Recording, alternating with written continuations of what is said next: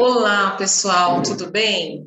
Eu sou a tutora Josélia, aqui da Unip do Polo de São Caetano e de Diadema, e hoje eu venho aqui para dar uma ajudinha para vocês, porque as provas estão chegando, né? E o que acontece muitas vezes? Vocês ficam preocupados, meu Deus, quanta coisa para estudar, e agora, o que vai cair? Como que eu vou fazer isso?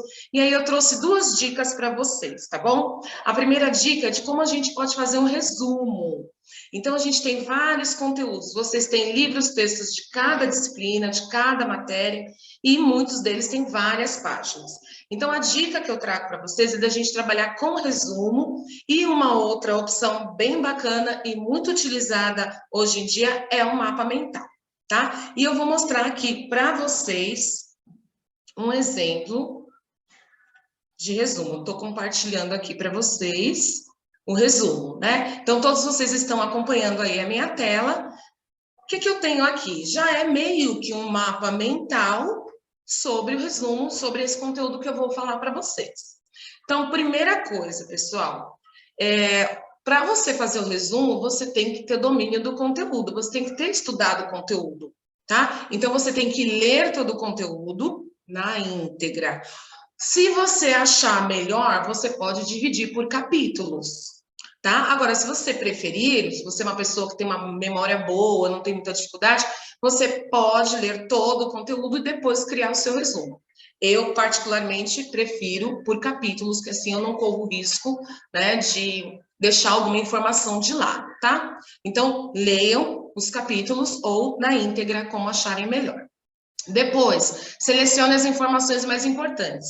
Então, é necessário que vocês, durante a leitura, já vão grifando seu marca-texto com o seu lápis, com a sua caneta, ou se vocês têm aí o hábito de fazer esse estudo pelo computador, vocês podem ir marcando, tem várias maneiras que a gente consegue ir marcando e grifando isso também, tá bom?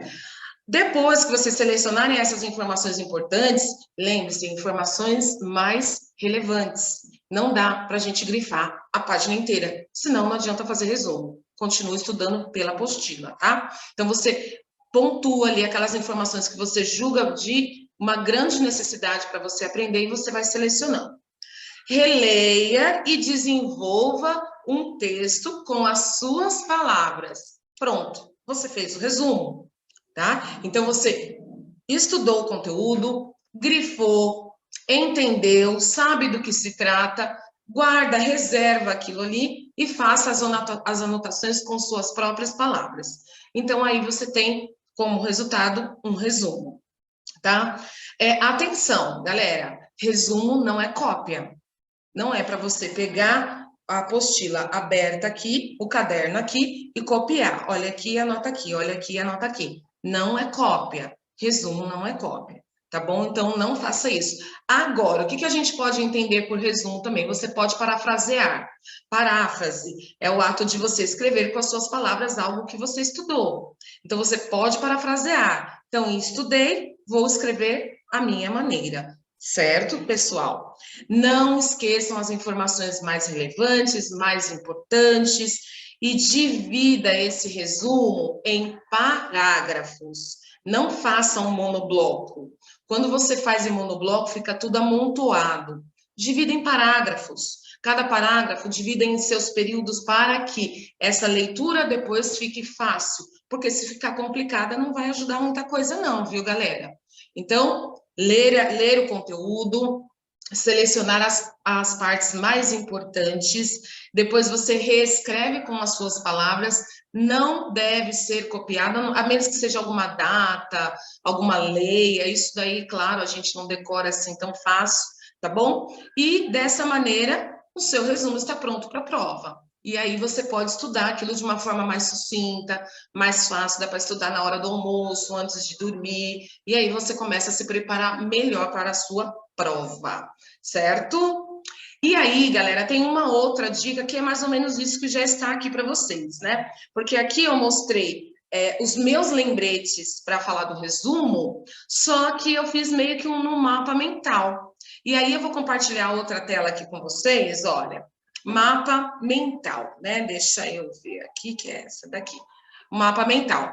No centro, como vocês podem observar, eu tenho aqui tema central, tá? Onde eu vou colocar o tema do meu conteúdo, o tema que é melhor para mim, para que eu possa entender, tá bom? Depois eu posso ir colocando subtema, causas, consequências, datas, que muitas vezes em algumas provas caem algumas coisas sobre datas, algumas perguntas, né, que são pegadinhas, leis também, é bem comum. E aí vocês podem trazer os teóricos, a localização, onde se passa tudo isso. Esse mapa mental que vocês estão vendo aqui, eu peguei num site chamado canva.com.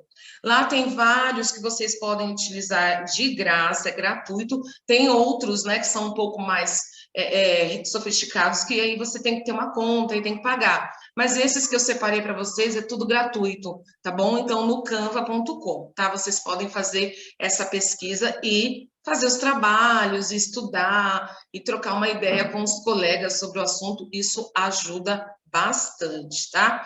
E aí, deixei aqui um exemplo, né, de um assunto que eu gosto bastante, né, que é de redação. Então, eu coloquei aqui no centro o título central, redação.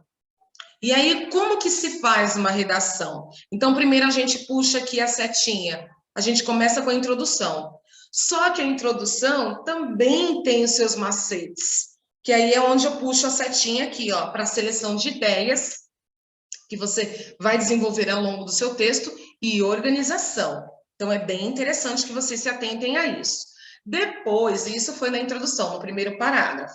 Depois você tem o primeiro argumento, ou desenvolvimento, como alguns preferem comentar também, tá? Para eu fazer o meu argumento 1, eu tenho que defender um tema, eu defender uma tese, tá? E como que eu vou defender essa tese? Eu preciso provar. Então, eu puxei uma setinha aqui, ó. Argumento 1, defesa, que eu vou defender, que eu acredito naquilo, mas para eu defender, eu tenho que provar. E aí é que eu vou trazendo os meus conteúdos que eu conheço e que eu acumulei ao longo da minha vida. Depois eu vou para o segundo parágrafo, ou melhor, para o terceiro, né? E aí eu tenho o argumento 2. O argumento 2 também, outra defesa, e eu preciso provar. Então, esse mapa mental, ele vai puxando setas, ele vai abrindo um leque de informações.